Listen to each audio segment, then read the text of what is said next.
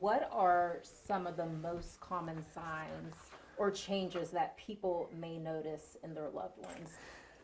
Well, so a lot of things that what you need to look for are things like, so they're forgetting things, or they mail's piled up, or they seem like they're moving a little bit slower, or they're just, there's a lot of, they're missing maybe how there's a lot of change from what you saw last year, especially if you haven't seen them in a while.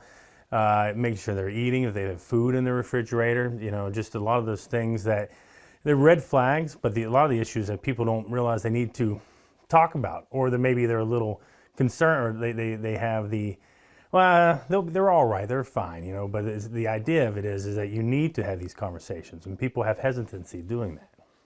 Okay. What's the best way to start that conversation? Well, and that's tough. It depends on the individual, because, especially if it's your parent. If it's your parent that they've been taking care of you all your life, and now you have to talk to them about their needs. And, the best way to do it is honestly to just have a very frank conversation. If you do have difficulty, one of the things that we're promoting now is obviously we work with the ADRC, it's the Aging and Disability Resource Center. Then the people there, the community resource specialists, they'll help you. They'll help you have that conversation with your loved ones. They'll help you know which questions to ask, where to turn to for services, or if they need a loved one needs food in their home, or if they need transportation. They'll help you connect to those resources, because everybody's going to respond differently. And it's one of those, you have to be persistent with it, because these are things that are changing in their lives. And a lot of times when your loved ones, things are changing in their lives, they don't want to admit it themselves either. West Virginians, we're very prideful. And we are always, and what we have found is that people, especially aging populations, they don't feel they need the help. They feel others need the help before they do, or they don't want to feel like they're taking resources away from those that really need them. And what you need to help those individuals understand is that there are all kinds of services for everybody. It needs to be a very open conversation, not a, you need to do this, you need to do this. It needs to be like, let's do this together. It needs to be a family conversation. And what are some of those options that they have?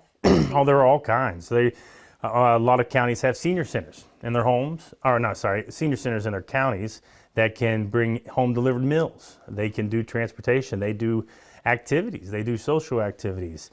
There are other programs. There are state-funded programs. For example, there you do home modification programs. Right now there's home modification grants where an individual who has a disability and they're over the age of 60, they can call into that ADRC and they can actually qualify if they need like a ramp built to their house, if they need shower rails or a shower chair or even a wheelchair potentially. So there are all kinds of services that people in the state of West Virginia don't realize they're available to them free. As I said, the ADRC, those services are completely free as well. Okay, do you know anything, what about in-home care? Like if they would need someone to come into their home? So they actually, that's where we talk about them calling into the ADRC, and they can actually help connect to those in-home cares, because there's a lot of in-home care around the state, and they can make that connection in that referral process. Is there anything that can help cover the costs of that? Well, every one of them is different, right? Depending on the provider, they do private pay or some do insurance or Medicaid. So there are different Medicaid programs. There's waiver programs for age and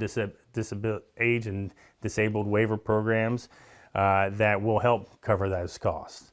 But these are programs that the state runs that will help depending on your financial eligibility. But that's one of those things where I was saying that they need to, by calling in, we have people that are experts in that. We'll help people, hey, you meet these qualifications, or this is what we can help you do this. And even if they don't meet that financial, it's not stopping them from getting still other services that might help out, because one of the things that they look at is we focus on the community helping each other, living independently. So if you don't have an in-home person, but you have your cousin down the street that can come and help them get medication, or they take them for transportation. It's about developing a plan, an individual plan around that individual who needs the help and how we can meet those needs. Okay. Through our program, Bridging Resource West Virginia, the idea of it is we're expanding this across the state, and we're letting people know that services are there in their communities, and they don't have, and all they have to do is call. And they can, and I don't know if you have the phone numbers.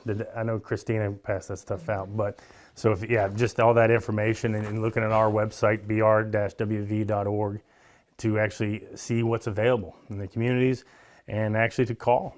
It doesn't hurt to call, and it's free.